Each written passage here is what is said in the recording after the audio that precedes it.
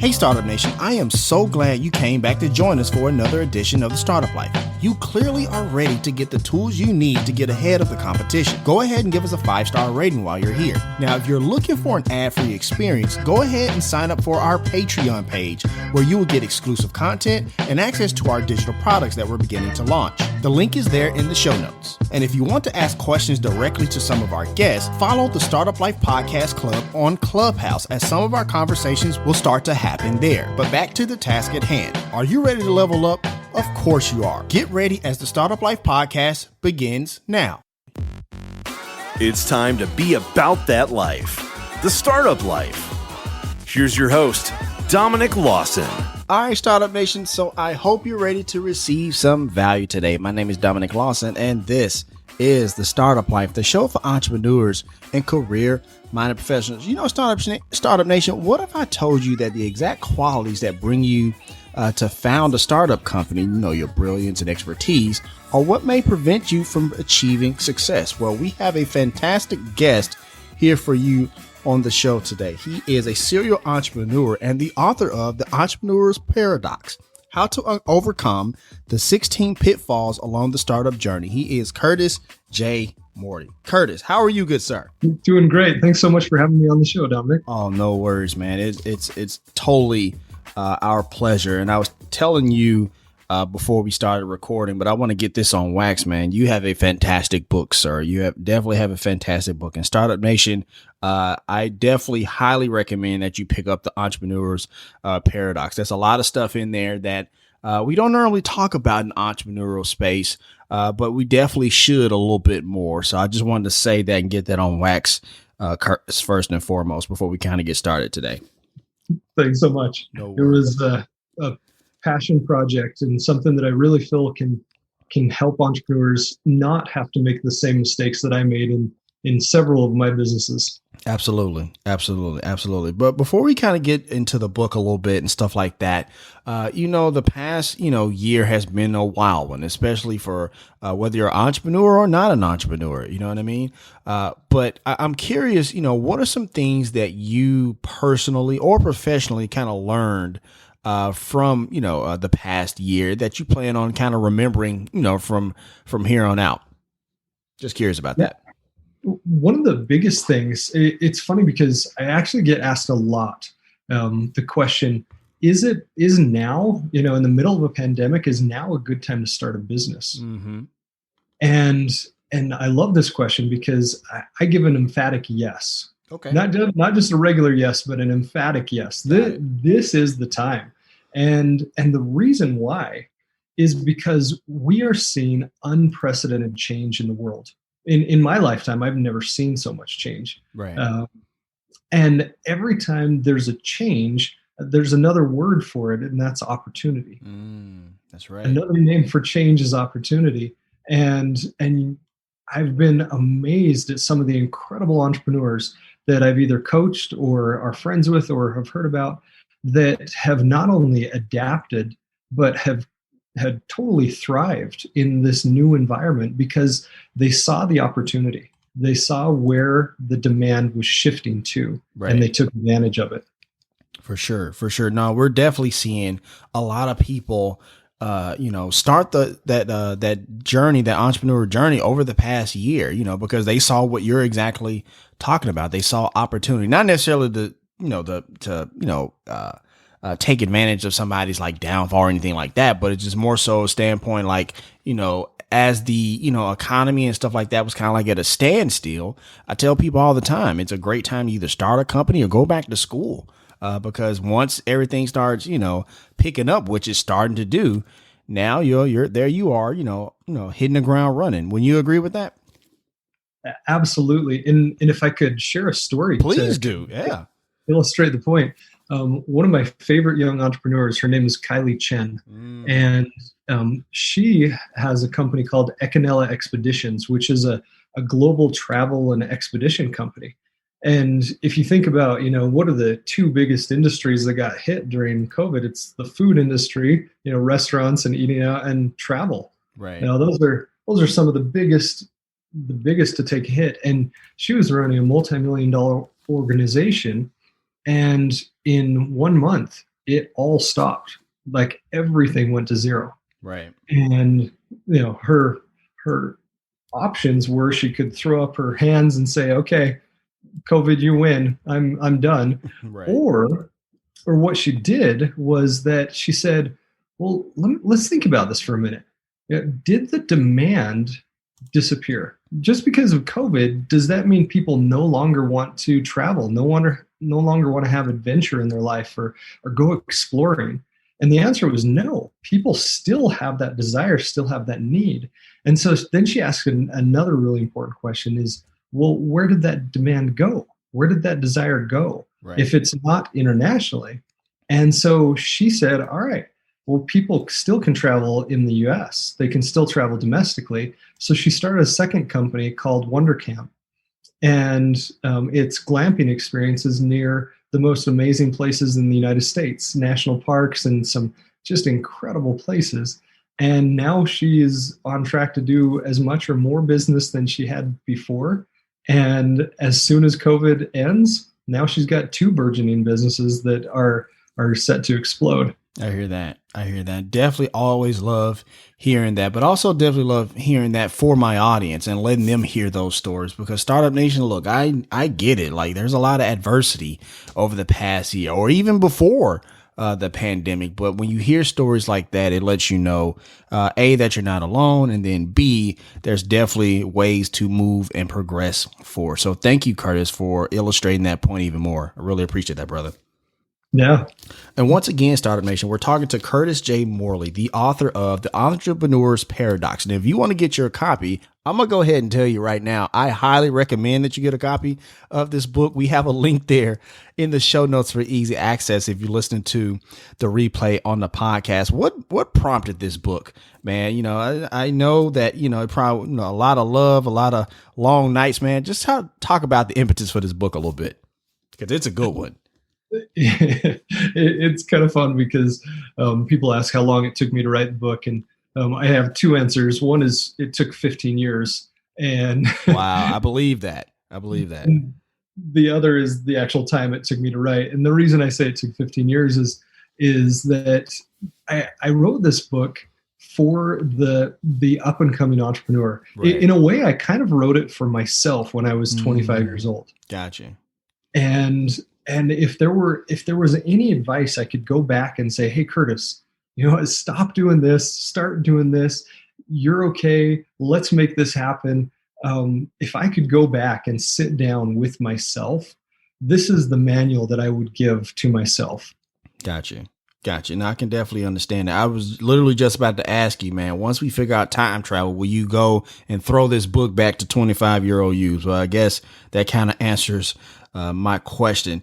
And Startup Nation, when you go through this book, it's divided up. It has the 16 pitfalls. Like each one of them kind of like highlights a chapter of the pitfall and stuff like that. And I just want to we're not going to go through all of them, obviously, but I want to ask you with pitfall 1, seeing the swamp and not the mountains. But in particular, you talk about 3 mountain ranges: the lifestyle range, the buy or be bought range, and the IPO/private offering range. Kind of talk about that a little bit, if you don't mind, Curtis. Yeah, I'd be happy to.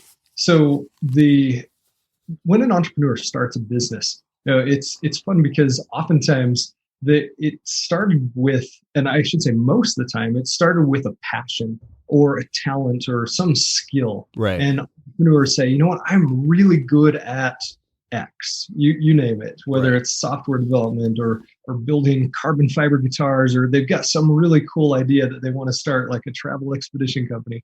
And they say, I'm really good at this. And everyone else starts to recognize it as well. They're like, yeah, you are really good at that. You make the best, let's say, cupcakes. You make the best cupcakes in the world. Can I buy some of those cupcakes from you? I'm sorry. I laugh at cupcakes because anytime I give an entrepreneurial example on this show, I talk about cupcakes. So I just had to want to get a quick laugh in there. But go ahead, man. I'm sorry about that. Perfect. That's great. And so everybody's coming and saying, hey, I've got to buy your cupcakes. This is so amazing. You need to start a business. And the entrepreneur goes, well, of course I do. Of course I need to start a business. Right. If I'm good at baking cupcakes, then of course I'm good at business. And unfortunately, the two have nothing to do with each other. And so when the entrepreneur dives in, they realize, oh, there's so much more. And they all of a sudden realize that it's not just the glory of the most amazing cupcake they've ever tasted. Now there's things like legal and HR and payroll and taxes and marketing and sales and all of these other aspects Right. that they are. I call them in the book, The Entrepreneur's Paradox. I call them the wrestling alligators. And it's not until the entrepreneur is able to break free from wrestling the alligators every day that they all of a sudden, instead of looking down at the swamp, now they're looking up. And when they look up, there's only 3 destinations an entrepreneur can end up. The one is a lifestyle business, meaning something to give me enough income to have a happy, peaceful lifestyle. The second is a buyer be bought or an acquisition strategy. So growing rapidly to be able to either be acquired or to acquire other companies. Right. And then the final one is an IPO, an initial public offering on the stock market or the Dow or NASDAQ or even the London Exchange, wherever you're going to have your offering. And that's it. There's only those 3 destinations. And this is one of the fun things that I love to do with entrepreneurs is help them see you've only got 3 paths. Now let's decide which mountain range you're going to climb. And once they see that, it's almost this liberating, like, oh, wow. Oh, you're right. There is really only 3 paths. And now let's find, which mountain range am I going to climb? Gotcha. I definitely appreciate that, because I thought it was just interesting because like, wow, those really are the 3, kind of ranges, or what you call them, whatever, but those really are the 3 type of strategies when we come into entrepreneurship. So I really wanted to ask you that. So I appreciate you sharing that as well. Later in the book, you talk about pitfall 4, trusting your fears, right? And you talk about the one letter. He talks about the one letter, Startup Nation, that changes fear into power. Kind of shared that one with, because I thought that one was really interesting. I'm so glad you brought this up because this is one of my favorite principles. Is in entrepreneurship, you're doing a lot of things that you've never done before, but you're also doing a lot of things that no one has ever done before. Right. And so there's a lot of unknowns. And with unknowns, there's oftentimes a lot of fear. And that's one thing that when I mentor and coach entrepreneurs, that I'm able to help them to break out of fear. And there's one single letter that changes fear into power. And that letter is S. Right. And if I can illustrate, please do. The phrase that we often tell ourselves, the internal conversation that's playing inside our heads, starts with what if? What if I don't succeed? What if I'm not good enough? What if I'm not smart enough? What if there's a global pandemic and my business shuts down? What if we can what if ourselves to death, speculating on the future? And I have a dear friend, Richard Bass, who coined the phrase that fretting on the future fuels fear, perplexing on the past produces pain. Only the present provides peace and power. I heard that. And so if we take that what if and we drop the F off the end and we replace it with an S. So now instead of what if, we say what is. And we look at what is in my power to do today. What is my next step? What is my goal? What is the destination I'm going to strive for? What is the thing I can do today to change my destiny? And can you feel that? Like when I talk about it, absolutely. Can you feel the difference in the what if statements and the what is? I absolutely can. And that's why it stood out to me, right? It goes back to that whole Occam's razor thing. Like sometimes the biggest problems is just have the simplest solutions. That's what it made me think about. It totally changed the dynamic of mindset, thinking, and everything else. So that's why it stood out. So, that's why, I appreciate that. But I'm sorry, I didn't mean to cut you off. No, I'm so glad you said that because that's it. It is a super simple solution to just stopping the fear, right, and taking control of our lives. And instead of saying, I'm a victim to the pandemic, or I'm a victim to my situation, is just changing that and reframing it and saying, what is in my power right now that I can control? What is something I can do to change this situation?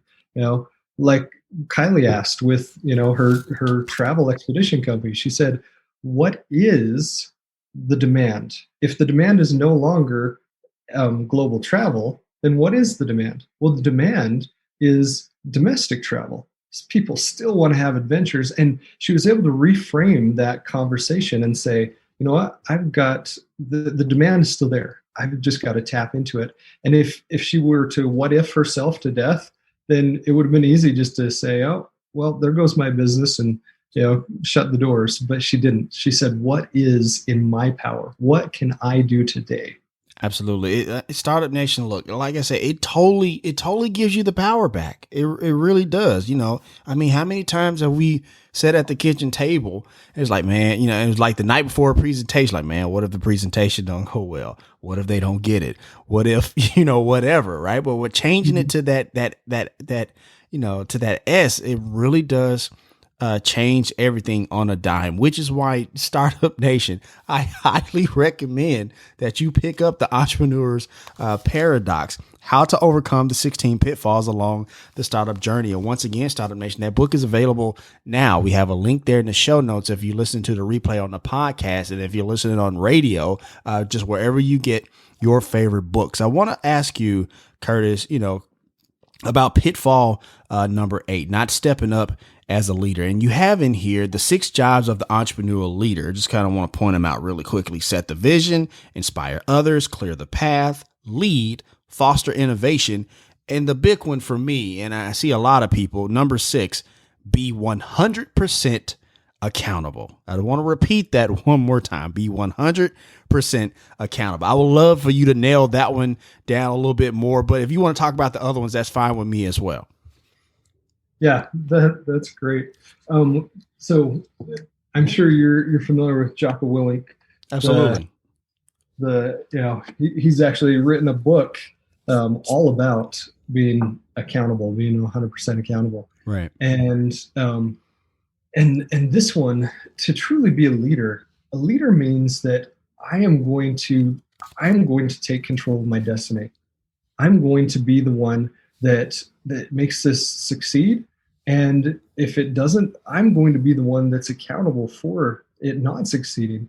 And it really is in our power to create the future. Right. And not only create the future of yourself, but create the future of your company. And the best leaders, they don't point fingers. They don't say, who's to blame. They don't say, this is your fault. The best leaders, they really aren't even concerned about who's right or what's right. They're simply concerned about what's best. What is the best action we can take? Right. And then they own it. They own the responsibility for that. And I've been really blessed to have examples in my life of great leaders. Sean Moon, who worked with me at FranklinCovey, now is the CEO of Zero Res. My former business partner, Andrew Silley. An amazing leaders that say, you know what? There is no blame here. It ends with me. The buck stops with me. And one thing that I love is that they realize that people don't typically fail. Systems fail. Right. That people really want to do their best. They want to contribute. They want to be part of something great. And the leaders are the ones that help them. They clear the path. They inspire the others. But then they're accountable to say, if something's not working, that means there's some system that needs to be changed. And people don't usually fail. It's usually systems that fail. For sure. No, I definitely understand that. I'm reminded of the Les Brown quote. There's not a secret to success. There's a system to success. When you talk about, systems and people, it's the systems that fail, not people. And stuff like that. But it also made me think about when I read this part about 100% accountable. It reminded me and minus, whatever, anybody startup mention your political affiliation. George W. Bush in the I believe it was around 2003 or something like that. Somewhere in his term where he was talking about the Iraq War and stuff like that, talked about there were some failings and stuff like that. And he talked about anywhere where there was triumph, we did it as a team. Anywhere where there was failure, that's on me. And so when I read that part in your book, that's what it made me think about being 100% accountable, but also kind of providing cover for your team and the people you're responsible for. A lot of times as entrepreneurs, especially these days, and Curtis, I'm pretty sure you know all about this, entrepreneurship has become a bit trendy. You know what I mean? It's all about I'm a boss and I got the big boots and this and the other, right? But we don't talk about the part about like own accountability. So that's why I absolutely love that part of the book. I just wanted to point that out, Curtis. Thanks. For sure. Another pitfall you talk about, pitfall 9, entrepreneurial neglect. You talk about mental health and sleep, but one of the biggest things you talk about that resonated with me was eating a healthy breakfast. We it's one of those things where it's like we take it for granted. You know what I mean? I want to just read this short part on here. Eat a healthy breakfast. Slow digestion protein like eggs or an omelet in the morning lasts longer than empty carbs like cold cereal. Good oatmeal will also provide a more sustained energy release. Have a tasty breakfast and savor it by enjoying the flavors and smell. Soak up the sensory pleasures, end quote. And so the reason I wanted to bring that up, because it highlights what this book is, right? It's one of those things where it's like, we have books, we see books all the time about entrepreneurship, this, build a business, that, you know what I mean? And we have some books that, give you how-to steps or whatever, right?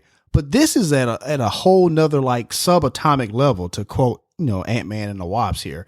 Sorry, I'm an MCU person, but it goes to like a subatomic level as far as like the success, man. Kind of talk about that, not necessarily just the eating and breakfast part, but that writing style of yours. Kind of talk about that if you don't mind. Yeah, the one of the biggest things that I found is that entrepreneurs love to neglect themselves. Entrepreneurs love to work the late nights, and it's almost a status symbol of how little sleep you can get. And they let themselves go as far as health and wellness and those things. And truly, the greatest gift any of us have to give the world or to give others is a happy, healthy you. That's the best gift we have to give anyone else. And truly, if you scrape everything away, that's really the only gift we have to give to others. Right. And if we don't take care of ourselves, we're going to be neglecting the business. We're not going to be taking care of others. It's going to be hard. We're going to be more stressed. The cortisol levels will raise in our brain. And just taking time. I put at the beginning and end of each day, and I walk through this in the book, The Entrepreneur's Paradox. I talk about the power hour, taking an hour every morning and exercising, eating right, praying or meditating, and setting your schedule, setting your goals, and locking in your power. Right. Taking that time every day for yourself. And you think, well, I got too much to do. There's so many things that I've got on my plate, and I don't have time for this, this fluffy stuff. and the truth is if you really want to be productive, if you really want to make your business successful, the first thing you have to do is take care of yourself. Absolutely. You sound like my dad. He tells me that all the time. Like you can't take care of nobody else if you don't take care of yourself, brother. So it works the same in a business. So I definitely understand that. 2 more questions about the book before we transition, man. Once again, I'm having a great conversation with Curtis J. Morley, the author of The Entrepreneur's Paradox, How to Overcome the 16 Pitfalls Along the Startup Journey. And once again, Startup Nation, I highly recommend you purchase this book. We have a link there in the show notes for easy access if you listen to the replay on the podcast. And if you listen to radio, you can pick this book up wherever you get your favorite books. One of the things you talk about in this book is something that was new to me. I've never heard of it, or at the very least, I don't hear about it often. Survivorship bias. You know what I mean? And you have this fantastic story in the book about a statistician a little bit. Can you talk about that a little bit? Yeah, that'd be great. The survivorship bias comes from World War II, where the military was looking to understand how they can reinforce their planes, because they wanted to have fewer planes shot down. And so they started gathering data. They would look at where the bullet holes are in the airplanes that would come and land back on the aircraft carrier or make it back to base. And they started gathering all this data around the bullet holes in the plane. Right. And they noticed that the majority of the bullet holes were on the wings, very, very few in the cockpit or the engine area, along the fuselage, etc. And they started identifying this, and they said, okay, well, for sure, based on our data, we need to reinforce the wings. And keep in mind, planes have to be light. So they didn't have the ability just to say, hey, we're going to, throw a tank up in the sky and hope it flies. Where, they had to be very selective with how they go through and reinforce the planes. And so they were just about to say, okay, let's reinforce the wings and some areas on the fuselage. And then a brilliant young statistician who actually, it's kind of crazy, he actually defected from the Axis over to the Allies and residents in the United States. He said, we're missing something here. And they were about to make a critical mistake in what they were going to do to reinforce these planes. Mm-hmm. And he said, what we're missing is we're only looking at the planes that made it back. Right. We're only looking at the planes that actually made it back to the aircraft carrier or made it back to the base.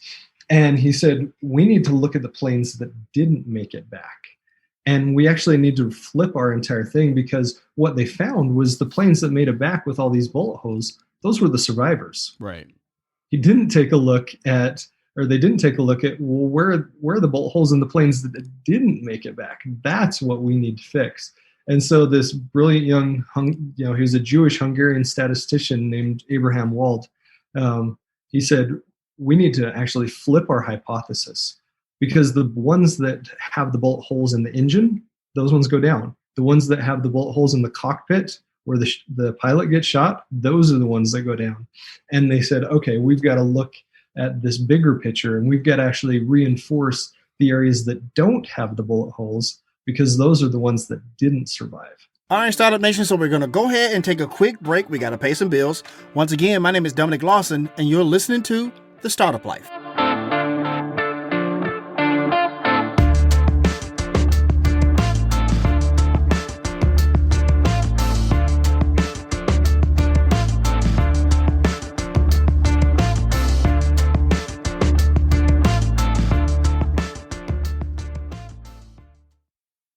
Check it out, Startup Nation. I know many of you are trying to improve your marketing performance, right? You have your business or your e-commerce store and you're trying to increase that brand awareness.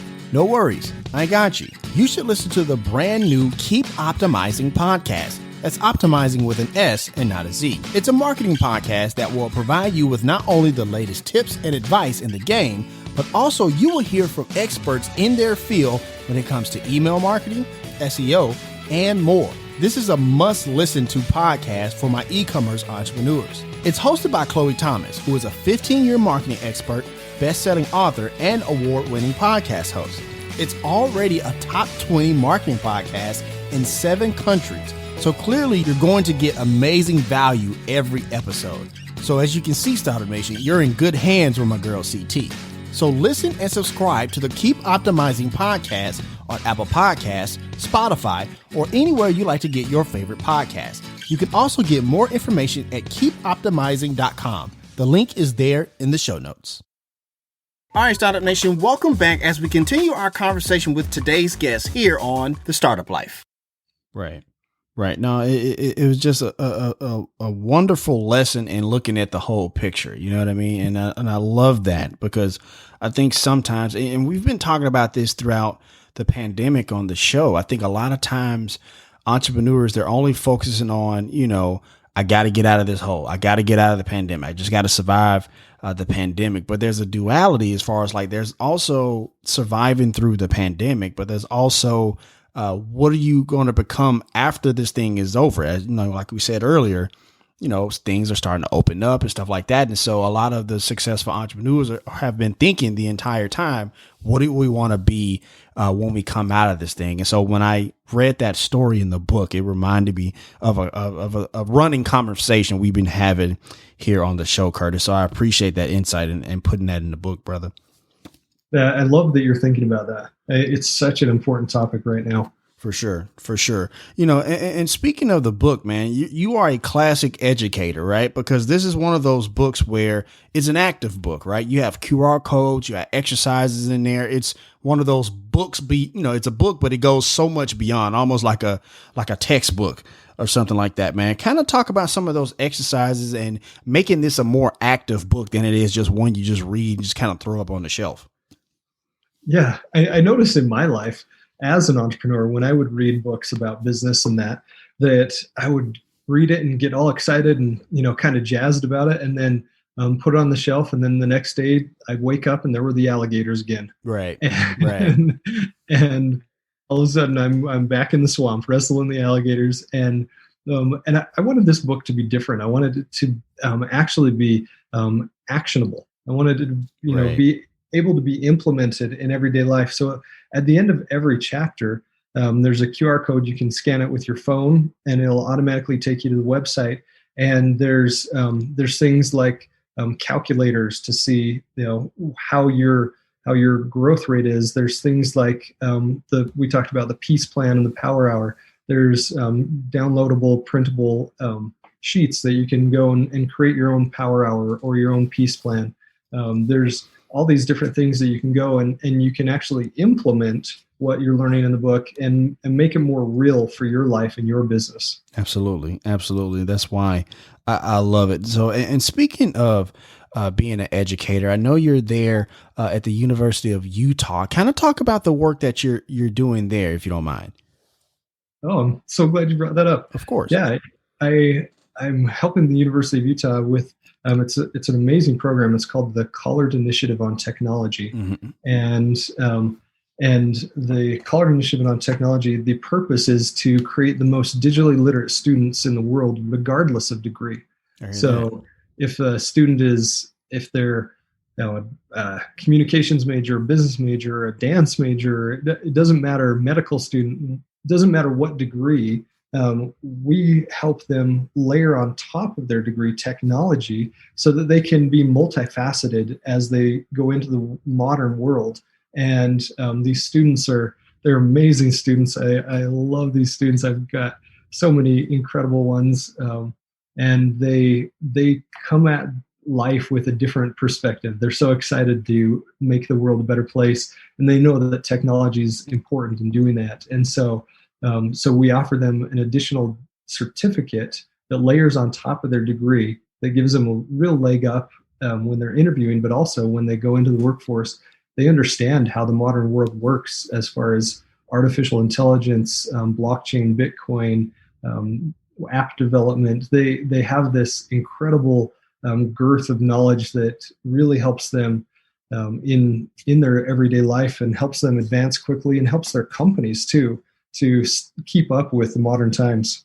Right. No, I definitely understand that. And I appreciate that. I guess I'm curious about something, because are there any benchmarks that you guys are trying to set with that? Because, everything's almost becoming digitized these days, right? I'm curious about what's the benchmark to kind of measure success for that? Have you guys set that, over there at the University of Utah, or is it kind of like you just trying to just kind of equip people with skills? I guess I'm curious, what's the end goal there? Yeah.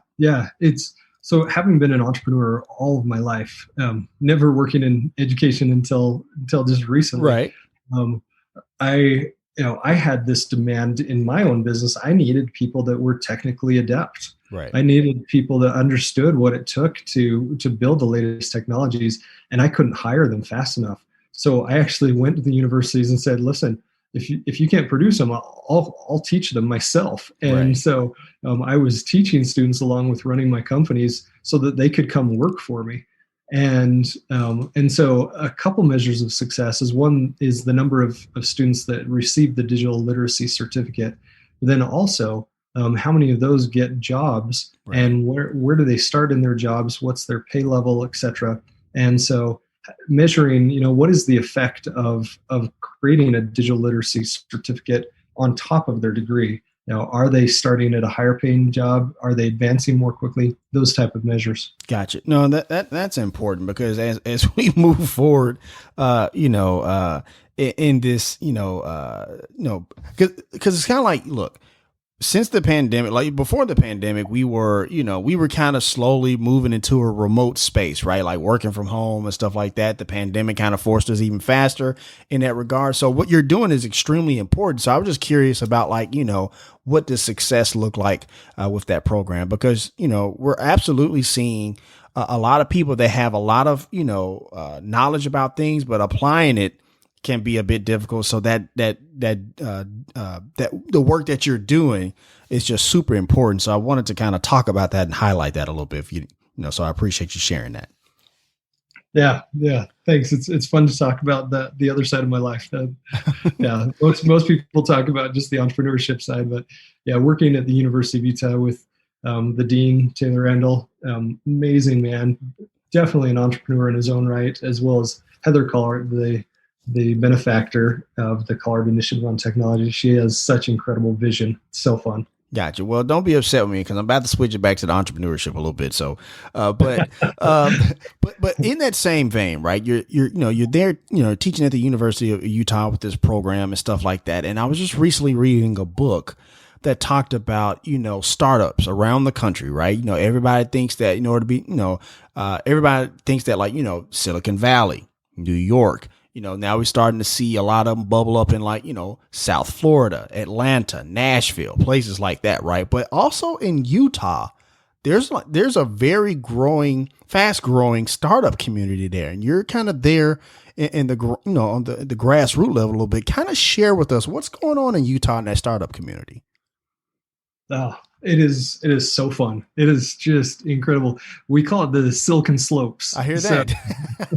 We've got the Silicon Valley out in California. We got the Silicon Slopes here because of all the amazing mountains and snow. Right. And it's incredible. We've got, actually, if I remember correctly, we've got the most new unicorn companies of any state in the country. Yep. Meaning over $1 billion valuation. As well, it's just constant. We're ranked in the top 5, if not number 1 or number 2 spot in places to start a company, right? Start a new business, and the environment is just vibrant. It is so fun. The universities are pumping out these incredible students, so they fuel all these startups. And one thing that's really fun and really unique about Utah is there's a real camaraderie. I've seen the a little more of the cutthroat environment in New York and California and other states, but here in Utah, it really seems like that when an entrepreneur succeeds, it doesn't become a territorial thing or like I'm going to protect or guard myself now. It becomes, hey, now that I'm on top of my mountain, it's time to reach back and help others climb theirs. Right. And there's such an amazing environment of fellowship and just helping one another and saying, hey, what can I do for you? It's just an incredible organization, or several organizations. There's one called Tribe House or Tribalry that just connects people and gets people helping each other. For sure. No, like I said, we've been seeing that, they're out of Utah for quite a while now. So just curious, when we talk to somebody from the general area to kind of get their sense of, what's going on there. I'm always fascinated about startup communities that are kind of outside of the, the traditional places that people like to kind of talk about or or fantasize about, I guess, a little bit.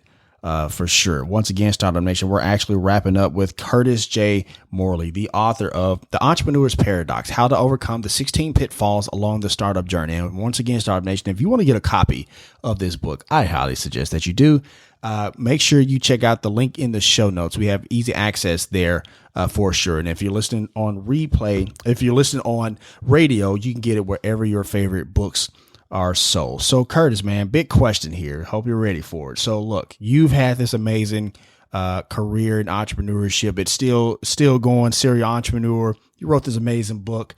But you know, there comes a day where, man, you start to wind it down and you hang up the, hang up the boots a little bit, the working boots a little bit. Right. And let's say you're at a retirement party, you get in the golden watch and stuff like that.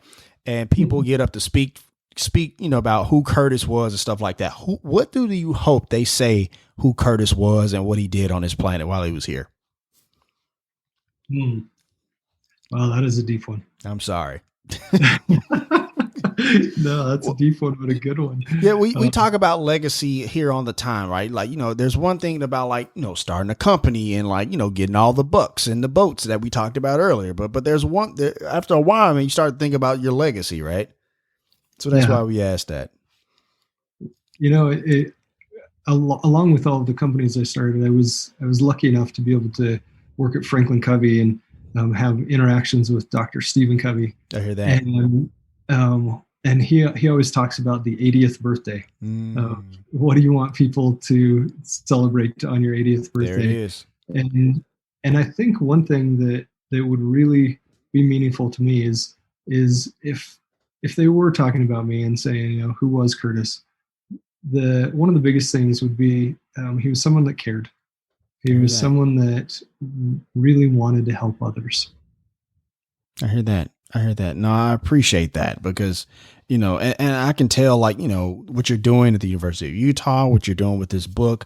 You're definitely reaching back on that mountain and try to help other people get up to the top of that mountain. So I definitely appreciate that for sure. And before I ask the last question, I just want to say thank you so much for coming on the show. Thank you so much for writing this book. Once again, that book is The Entrepreneur's Paradox.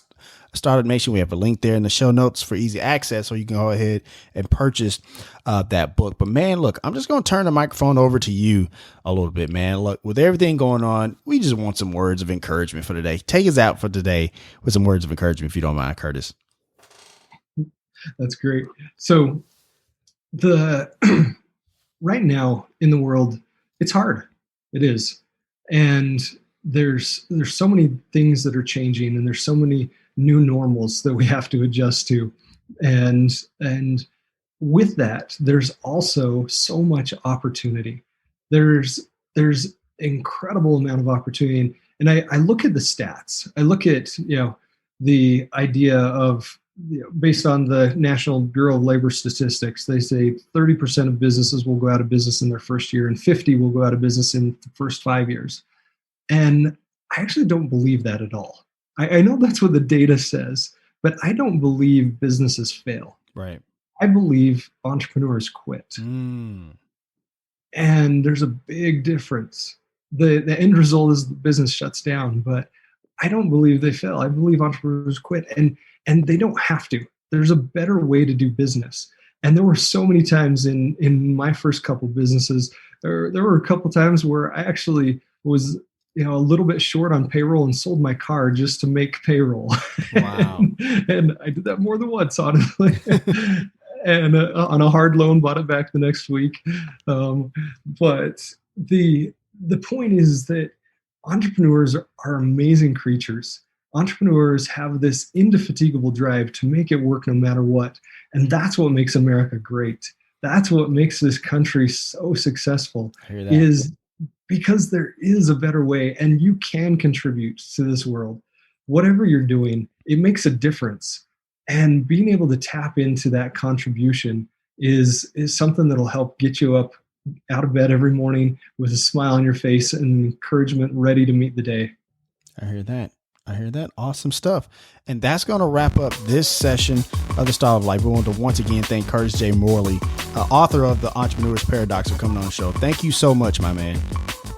Thanks, Dominic. It's been a true pleasure. For sure. And as always, Startup Nation, if you have an idea, be about that life, the startup life. If you want to let us know what you think about the show, have an idea for a show topic, or would like to advertise on a show, send us a message. Our contact information is there in the show notes, or feel free to reach out to us on Twitter, Facebook, or Instagram. Go ahead and follow us while you're at it. Follow us on Apple Podcasts, Spotify, Podcast One, or wherever you listen to your favorite podcast, and be sure to hit us with that 5-star rating. We would really appreciate that. Be sure to check out the show's website and its startup blog, where either I or some of the world's best business minds share content that will give you the edge you need in your journey, whether that's the path of entrepreneurship or climbing the corporate ladder. Subscribe to our Patreon to listen to ad-free episodes, exclusive content, and digital products that we are beginning to offer. And if you want to be part of the conversation, join the Startup Life podcast on Clubhouse to have the ability to talk directly to some of our guests. And as always, Startup Nation, if you have an idea, be about that life, the startup life.